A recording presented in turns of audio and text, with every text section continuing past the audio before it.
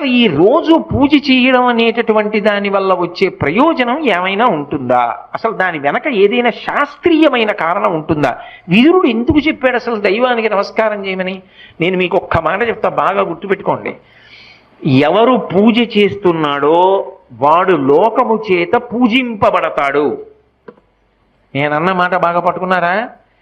ఎవరు పూజ చేస్తాడో వాడు లోకము చేత పూజ అందుకుంటాడు. అదేమిటండి మీరు అన్నమాట మాకు బాగా అర్థం కాలేదు, మీరేదో అన్నారు బాగుండదని అన్నాను అంతే అంటారా? మీకు వివరణ చేసే ప్రయత్నం చేస్తా. పూజ అంటే ఏమిటి?